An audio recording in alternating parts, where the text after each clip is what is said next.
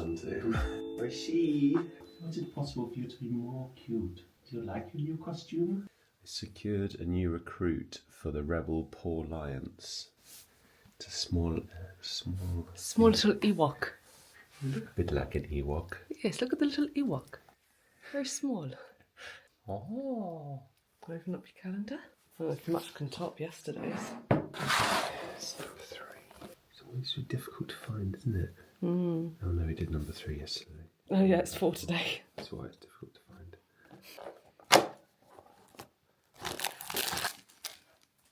This requires a sit down. Loads of extra bits. Oh, and that's done, then you have all those extra bits? Yeah. Do they? None of the other ones have had extra bits? Yeah, that one had extra bits. Right. And I just sort of stuck them on. What is it? It's a little drone that helps, droid that helps out with stuff. With his workstation? Picks up things. I had to sit C-3PO down yesterday because he kept falling off. Yeah, I was going to suggest that yesterday. Here we are. Good morning and welcome to Vlogmas Day 4. Are we on now? I'm in the middle of unloading the dishwasher and I thought I'd show you this. This is a niche thing to show you, but Lawrence introduced me to this way of unloading a dishwasher and I need to know if anyone else does this. So, all of the drawers, they're all open. And his thing that he always does is he will open the dishwasher and when you open the drawer that the thing needs to go into, don't shut that drawer. Because the odds are is that there's going to be something else that needs to go into it. I do know someone else who they'll literally get everything out from the dishwasher, put it out on the side and then put it away from that. But yeah, never shut the drawer until you've done everything because odds are you'll go, okay, this drawer's done now. And then you go, oh no, sorry, there's still another thing to go in it.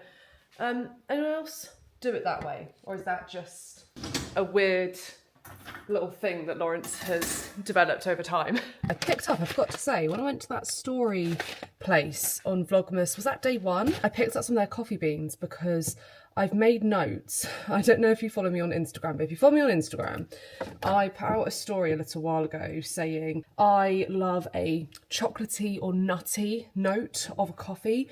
Not a massive fan of when they're acidic, berry-like, tobacco-y scents. So, let me just get the kettle from behind you. I don't know if anyone else does this, but I always heat up my mug with a little bit of boiling water before I go with my coffee. Not good for power usage, but makes your coffee nice and warm. So I put out on stories if anyone had suggestions. What I kind of like to, I prefer to get more small business coffees. So as good as things like Rave, Hardlines are, which was recommended a lot by the way, I've actually saved it to my highlights on my stories. So if you're also a chocolatey note coffee bean person, have a look on my recommendations highlight on my Instagram stories. And I had a lot of recommendations, but what I just need to remember to do is when I go into a place like I did at Story Coffee and I love their coffee, buy a bag of their beans. And I also think I need to start making note of the area of where they're from. I mean, this is just all the kind of notes that I'm after. Although actually I normally wouldn't have gone for something that said raspberry sweetness because that's the kind of note that I go, I don't really like that berry citrus flavour too. Anyway, if you find this cafe, there's one in, where were we? Wandsworth. Really good. Also, this is what I was saying about yesterday, about how we keep our eggs. So this is the one that we bought. I think Lawrence has literally had this for about, I think as long as we've been dating, which is, oh my God, 15 years. So yeah, we use it all the time. It's a really good little way to display your eggs instead of just having them in a bowl or something. I'm feeling like having scrambled egg. I never have scrambled egg, even though it's essentially the same. Oh, that was a horrific crack. That is really bad. I think there's like some shell in that as well. Hold on. Even though scrambled egg is essentially the same as an omelette, I just never make it at all, and I don't know why. So I had a bit of a craving for it. I've got loads of smoked salmon. Actually, this is smoked trout that I was really kindly sent by this company here, a nice like Scottish small business company. So I was thinking with the sourdough loaf that I made yesterday, I might make a chopped trout, like chop it up a little bit finely, and then add it with some soft cheese, and then I've got various different like pickles, make that as almost like a spread to go on some toasted sourdough, and then I can have maybe some more smoked trout and some scrambled egg on top of that. that's kind of what I'm thinking for breakfast. So we were in summer, we went to Ireland, and there's a really amazing place in West Cork called Up There the Last. This guy does a load of kind of like wild cooking, foraging, dairy making classes, and we went to his cockling class. I'll link the vlog that I did of that below. That was one of the best trips I think we've had in a really long time. Really, really recommend going to West Cork. Especially like where we were. We stayed in an amazing place called Native Cabins. It had a beautiful sauna. The vibe of it was just amazing. And then, yeah, I think that cockling class is up there with like my top 3 things that I've done this year. But something that was brilliant on that is that whilst we were cockling, they had this bowl of, this is not for the vegetarians or for the vegans, I'm sorry, but they had a bowl of fat boiling away on the campfire. And whilst we were waiting for our chowder that we made with the clams and the cockles that we foraged in the sea, we were dipping a beautiful sourdough loaf, like chopped up into, was it even chopped into chunks? Probably wasn't, into this fat. It was one of the best things I've ever had. So now, whenever I fry off some bread for a dish like this, for a breakfast like this, I fry it in fat because it is absolutely amazing. Butter's obviously great as well, but ever since that moment, so we'll get some fat is essentially what I was getting at there from the fridge. Fat, we're gonna get this, and we are going to use a stainless steel pan again, but don't worry, I won't talk at you again. So I'm gonna go in with a nice big tablespoon of this beef fat, I think. Whilst that's warming up in the pan, we can whisk up our eggs. Apparently, the best way for scrambled eggs, and I don't know, I don't really make, like I say, scrambled eggs at all, but apparently adding a splash of water is great for it. And we will add some salt and pepper into this one, because you know I was saying yesterday about salt breaks down the protein in eggs, so it means that it will be looser to move around in the pan, which you don't want with an omelette, but with scrambled egg you kind of do. I think that's hot enough. Go in with our bread. I'm also going to put the weight on top of it so it really pushes it down.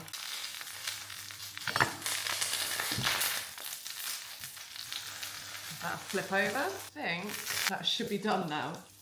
Oh yeah, it just smells so good. It's almost like the smell of chips or potatoes. Yum. Right, I'm gonna turn the temperature down now again. Really low for the scrambled eggs. Might actually take it off the heat for a bit. I am still really trying to work this out. I can see that it's smoking, so I'm guessing that's gonna be too hot for it. Right, that might be cool enough now. Okay, back onto the heat. Let's see if we just end up making an omelette. Might take it off at this point because it's going to continue to cook, and I still need to do that salmon topper. Move it to the edge of the pan. That's pretty good, right? It's like not stuck to the pan. Granted, we had a lot of beef fat in there, but I think that's pretty good. We're gonna go in with some soft cheese first. Hi Kiki, you're not getting any of this. Look at this. You right there, Kiki? You hoping for a little bit of cheese? Yeah. I know cats on the work surface, not the best thing. Don't worry, when I cook for things in like warm space, I will make sure she doesn't get up on there. But when it's just me, I don't really mind. She keeps me company. I'll just do a tablespoon for now because actually I don't know if I'm gonna want to eat this again tomorrow. Bring you down so you can see a little bit. Right, let's go in first with some capers. Chop those up, like a teaspoon worth. They can go in.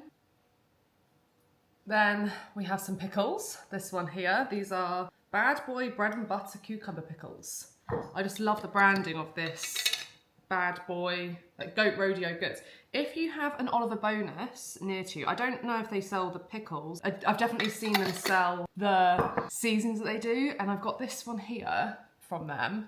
Full disclaimer, like these were gifted to me, but they are a lot of fun. I love the branding. So we have this salty bitch kimchi salt, and also they do a Better Than Sex potato seasoning. So if you want to get like a little, I think they're good foodie Secret Santa gifts, potentially. Or even if you just want to pull together a little foodie Christmas hamper for someone, I think they're a really good thing. And you, like I say, you can get them on Oliver Bonus, so you don't even have to like go online to get them. The names of the seasonings are really fun. I like them a lot. Right, we'll go in with those chopped pickles. And the final thing, again, this was sent to me and I haven't cracked this open. I think I had this for like 3 months, but we've got some pickled samphire, which I've never had before, and I love samphire. Now, for some of the trout.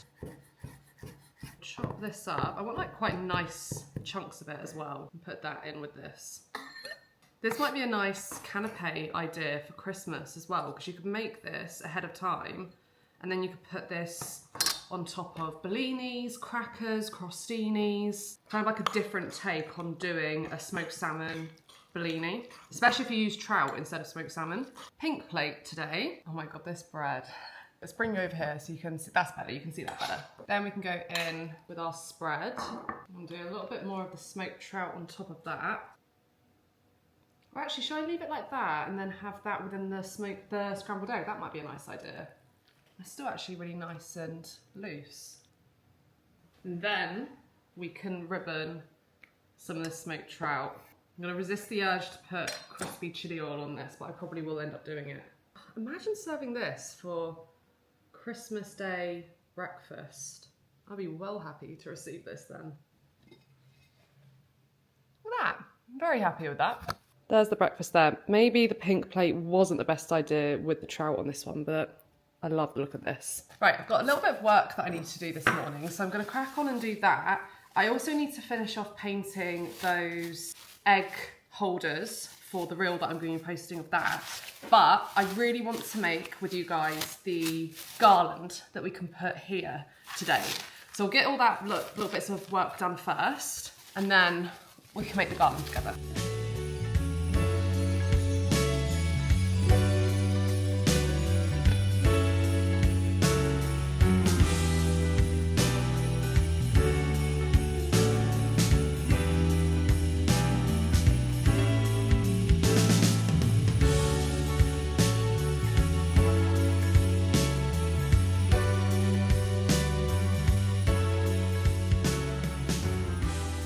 Okay, Lawrence, we're going to work out what we need for the garland.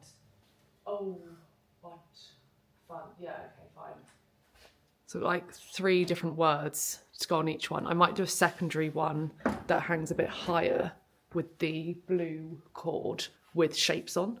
So you'll have like the words hanging here maybe. How big do you think the words need to be? Like that big? You think quite large? Yeah. Yeah.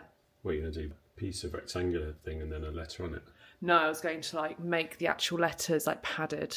So like 2 pieces of felt together, wadding in the middle, sewn around the edge.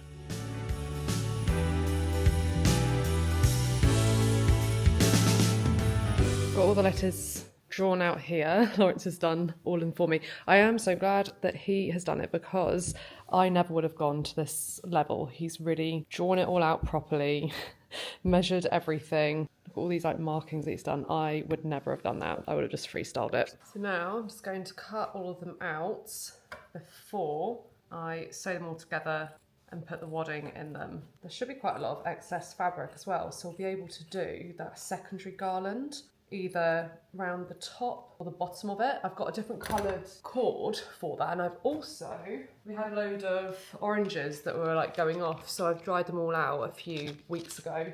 So I think the secondary one can have some other different, maybe like stars or something, and then oranges in between, because I think blue, red and orange as a colour combination would be really nice. Okay, pieces all cut out. I'm going to take everything into the snug, cozy down, watch some YouTube and start on these. I was saying to Lawrence, oh by the way, so if you're a sewer and you know someone that's a sewer, and they don't have these or you don't have these, I highly recommend these little thread cutters. It's one of those things that I bought when I started sewing. I started sewing years ago, like when I was little, not little, like I did it for A-levels. That was the first time I started doing sewing.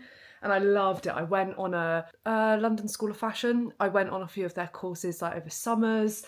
I studied visual merchandising and just love sewing. I should actually probably get back into it because the amount of times I think, oh, I'd really like to make this kind of dress or this kind of skirt or these trousers. Shorts are another one. Like I have an idea in my head of a pair of shorts that I'm after and I just can't find them. So maybe I should just make them myself. And Lawrence used to be a fashion designer as well. He had a brand some of you might know this already. If you've been following me for a while, you may already know this, but he used to have a fashion brand called I Save Lawrence, which is an anagram of his name.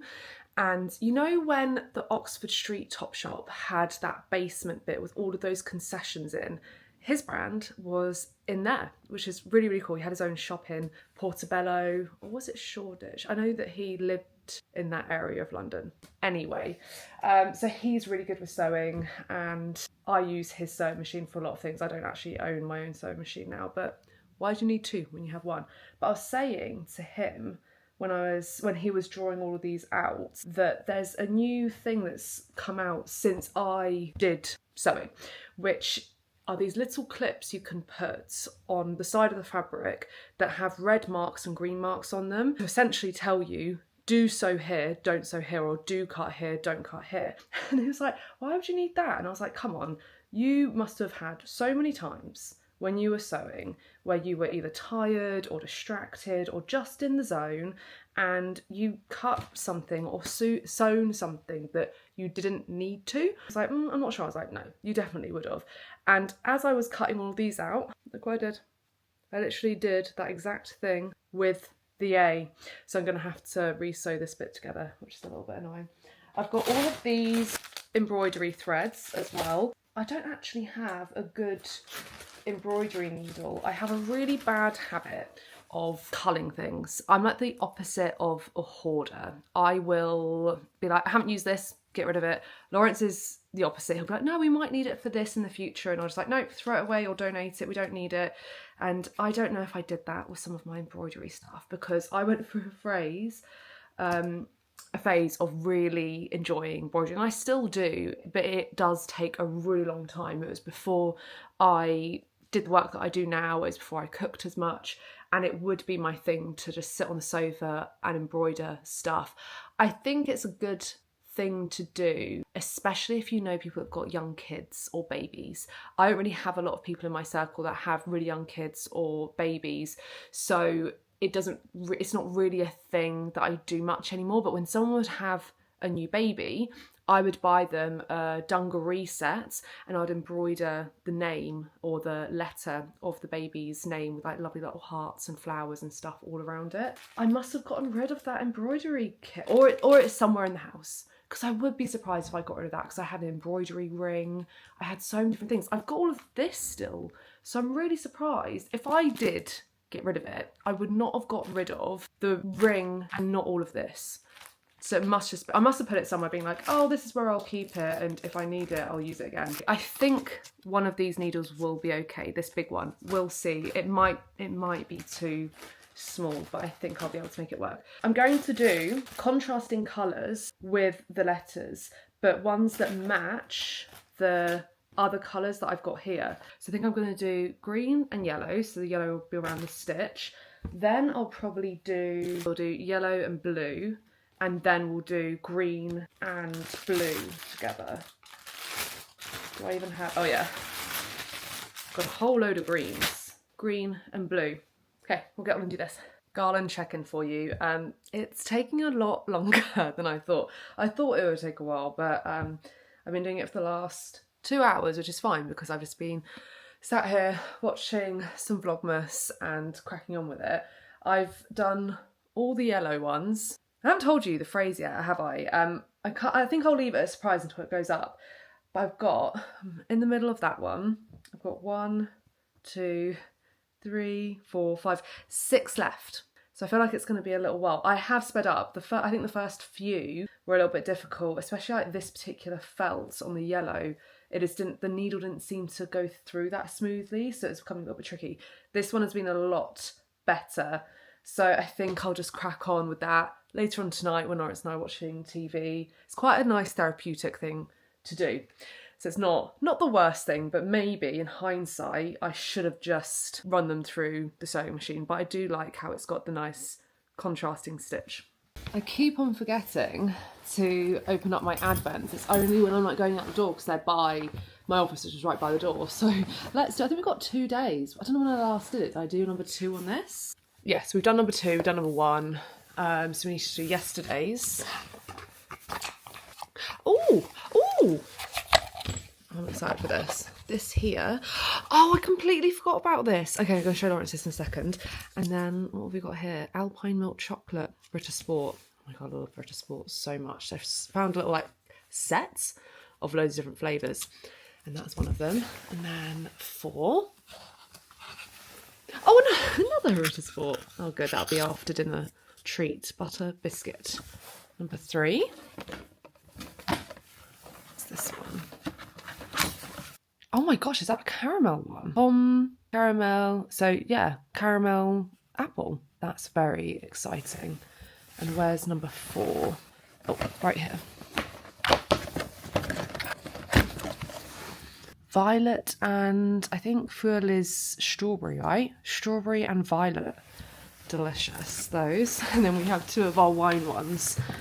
3 and 4, where are you? Oh, 3, there we are. That was a hard one to see. 3. We have a, oh, Rosso. I don't know what kind of one that is. I'm guessing it's, well, it's an Italian one. How cute's that label? That's nice. And then this one here. Oh, okay, so it's a fusion of Viognier, which I think would this be quite nice, like creamy, fresh white. Very nice. Good little selection there. I won't lie, guys. I am having one of those days, and I think it's specific to the point of my cycle that I'm at, but everything is just making me really quite sad. I don't know what it is. There's nothing in my life to have that at all, and I even like contemplated saying any of this because I don't want to be like a Debbie Downer, especially during Vlogmas. But equally, I know that talking about stuff like this does help a lot of people at the same time. So yeah, today has been a little bit of a struggle. Just everything has been setting me off, good and bad. I had Christina send me the most lovely voice note after our book club. She watched the vlog of it and she just had such lovely things to say. And even that kind of set me off.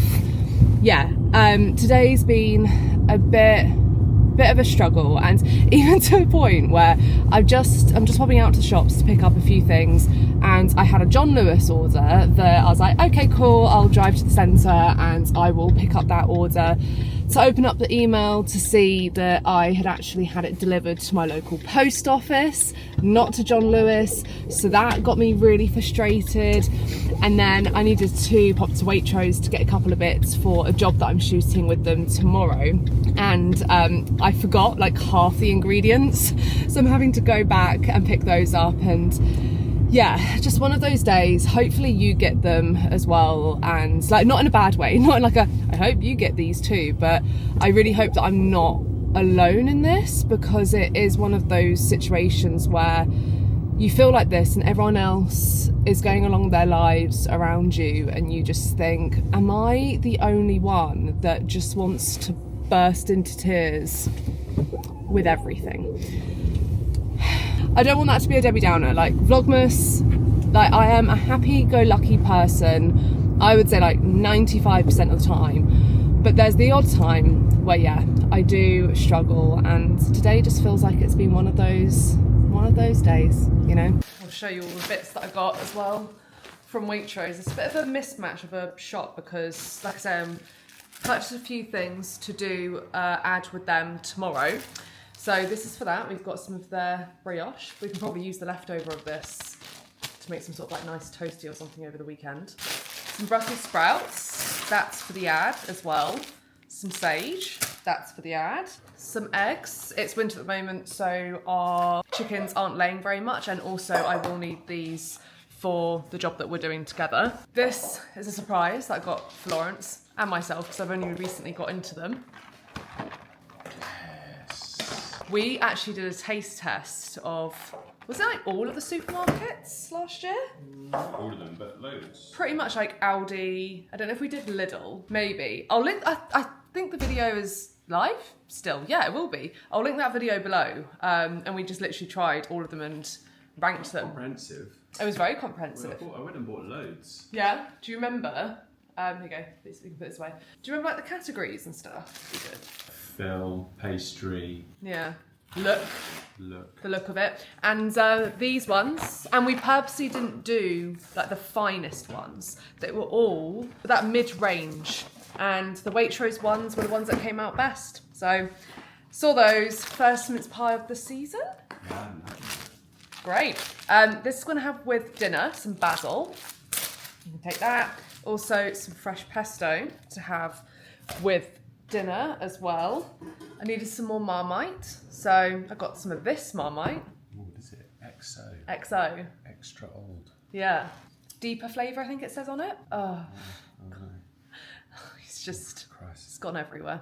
Actually, when I picked this off the shelf, this is bad. You know they're in plastic trays? I picked one out of the plastic tray and it then unbalanced the plastic tray. So it came tumbling down. I already had my hands filled with things. Straight on the floor. Smash. How many? Just one. But Marmite. What a waste. But not just a waste.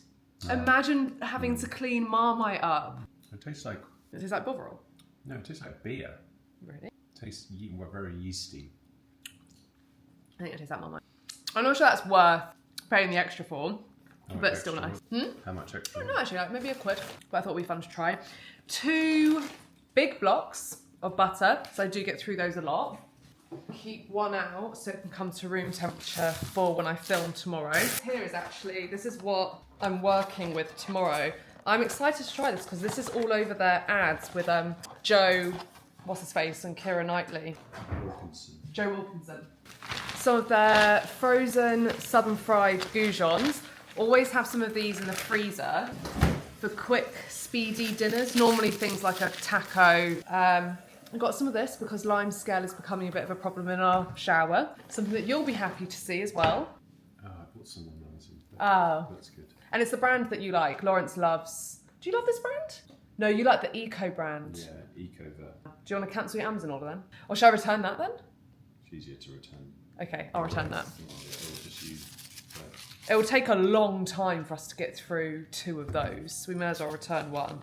Okay, I'll return that. Some milk, that's also for the job that we're doing. Some strong white bread flour. If you are a bread baker, I highly recommend this. This is my go-to strong white bread flour. The protein level is, like if you really want to nerd out, 14.3 grams of protein per 100 grams of flour, which is a lot. For example, I think Alison's bread flour is 13.5, and it creates a much better structure in your dough. Very, very good. And I think for the price point as well, how much is that? £1.40, it's just such good value. Love that. And then we needed some more plain flour, some banana shallots, some garlic, some onions, and then the weekend paper, which is free. There you go, that's everything. Now we're gonna cook a little bit of dinner. Lawrence has already got some of it going. So we've got some squash that we had to use up. So we're going to do gnocchi with squash. We have spinach to use up too. So I think we're gonna like saute that down with some garlic, basil, bit of cream, boil the gnocchi, then put it in with butternut squash, I think, to crisp it up. So we have our cooked gnocchi. Onion is sauteing off in the pan. I'm going to slice these bits of squash up as well into chunks. We'll be able to throw the squash in with the gnocchi and the spinach. Gnocchi separately. Gnocchi in separately. And we've got some fresh basil as well, so run that through at the end. Yeah. We're going to open up a bottle of wine. We're going to do this one here. This is from the Sip and Dip event that Mads, Crip and Dip, hosted. The guy who's doing the wine there, Ollie, I asked him if I could buy some of this one, and he very kindly handed me a bottle as I was leaving. He's like, here you go. So we're going to open this up. I'd be really interested to see what Lawrence thinks about this one, because when I drank it at the event, it tasted so much more different. It tasted really different to how it smelled. It smelled like pineapple juice, but then when you drink it, very skin contacty. And it's nice and unfiltered as well. This is the kind of orange wine that I like. Unfiltered, quite like funky. Cheers. Yeah. See what I mean? Very sharp. Actually, it'll work with this. Yeah, it will. Yeah, we had quite a creamy dish. It was like tortillas with pulled meats and stuff on, lots of avocado. So yeah, I feel like that'll go really nicely with it. It's definitely a more fruit juicy kind of orange wine. So if you like that kind of thing, if you like squash and you want to try orange wine, this could be a good one for you to try out. I'll link it below because I did find it online as well. I think it's like £20 a bottle. So not super cheap, but okay priced for that kind of natural, small batch wine, I guess. We have our gnocchi here. We've got some spinach and onion there, which I think we're going to take the spinach out, put it into the NutriBullet with some cream, and then we can add it in with the gnocchi along with the squash, and then drizzle of fresh pesto over the top. We've got green pesto, a little bit of parm on top, a little bit of black pepper over it as well. Yeah, a bit of flaky salt and black pepper. Yeah. A little bit of place in the sun in the background. There you go. That was really good. I really like that. I think I'll do that again with the spinach sauce actually, and the gnocchi. You enjoyed it as well, right? Yeah, really nice. Yeah, really tasty. We're going to have a couple of our mince pies, and I'm going to have my little Ritter Sport chocolates for dessert. And we'll sign off the vlog here. Thank you so much for joining on day 4, are we on now? And we'll see you tomorrow. Tomorrow we're doing something really fun. We're going to a place in the Cotswolds that we absolutely love. We're going to bring you along with us. So stay tuned for that one. See you tomorrow.